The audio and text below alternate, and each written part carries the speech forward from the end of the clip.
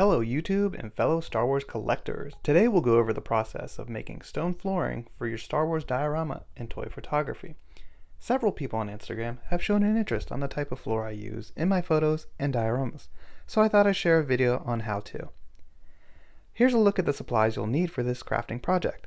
The things you'll need: Mod Podge, acrylic paints, nothing specific, most will work, a Sharpie, a foam cutting tool, or an X-Acto if you do not have one, and XPS foam found at most hardware stores. The dimensions of the foam shown here are 24 by 24 inches and 1 inch thick, but you may cut this down to any size that you desire using an X-Acto blade.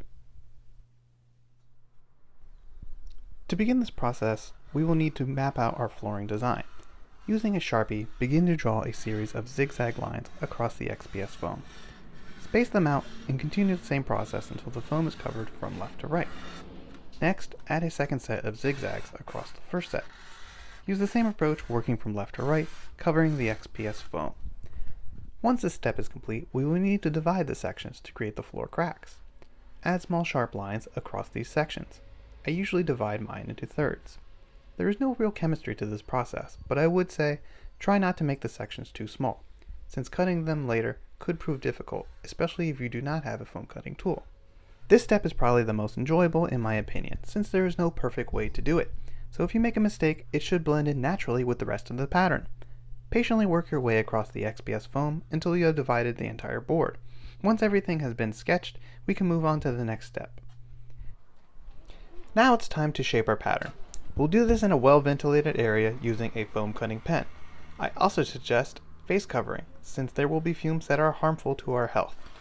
I'm using a moderately priced pen that I purchased on Amazon and have linked down below. You can also find them at your local craft stores. Alternatively, if you do not have access to one, you can complete the process using an X-Acto blade and tracing over the design several times with a Sharpie.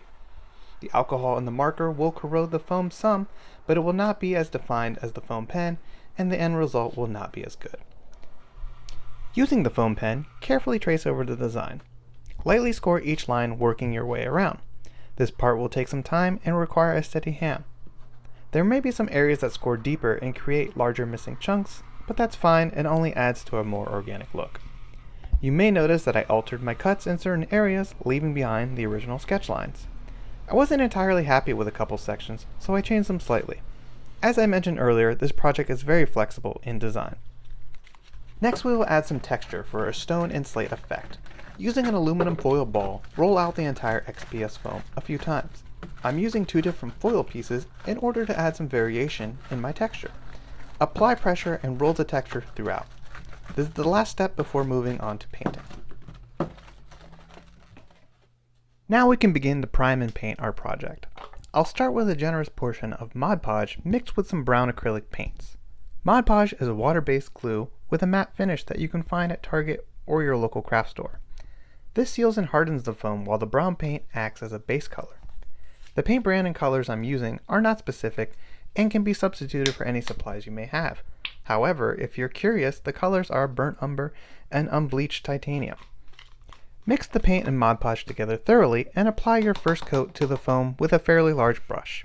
You could use a smaller brush, of course, but it will take a lot longer. While applying this coat, you will also want to work the paint into the cracks. Remember, we want to seal the foam and provide an even base coat. Work your way around the board and apply paint throughout. Make sure to coat well and fill in all the cracks. Cover your edges with the paint mixture as well, sealing all the sides of the foam. Let the first coat dry. It should take about 30 minutes. I like to use a small fan to help speed my process.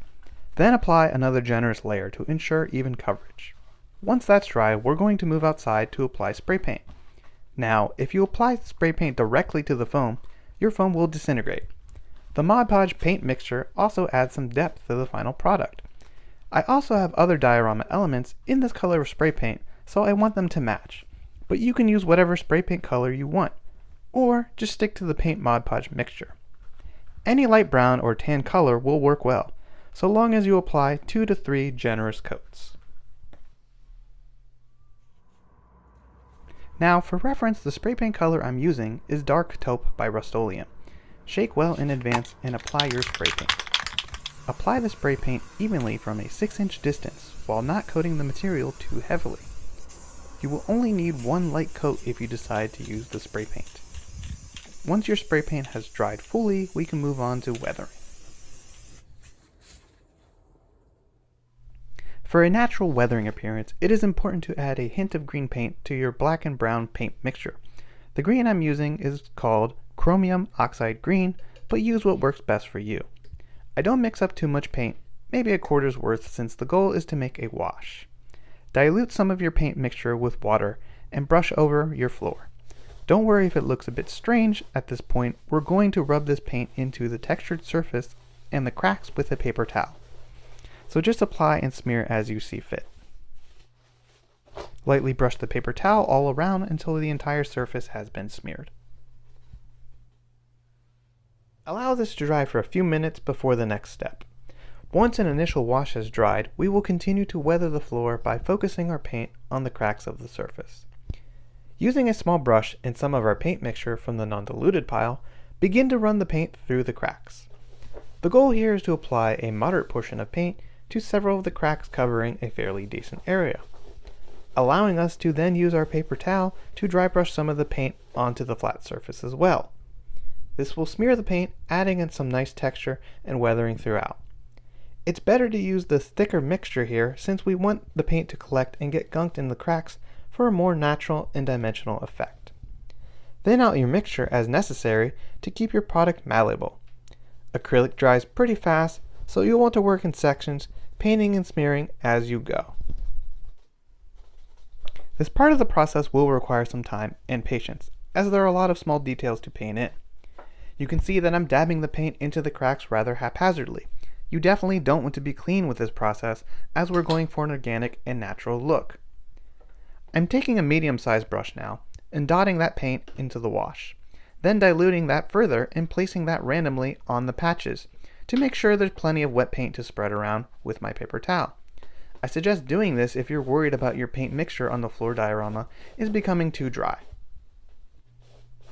Note that you will not want to add too much water at any point during this process, since that will cause the paint and weathering to lift. It's better to keep the moisture at a minimum, otherwise once we attempt to use our paper towel to brush the surface, we will simply wipe away our weathering. So just keep that in mind during this part of the process. Once our paint has been applied to the last section and we have smeared it as well, give the entire foam a once over with the paper towel, just to blend everything together. This will also help blend any areas where the paint has been left behind and not smeared.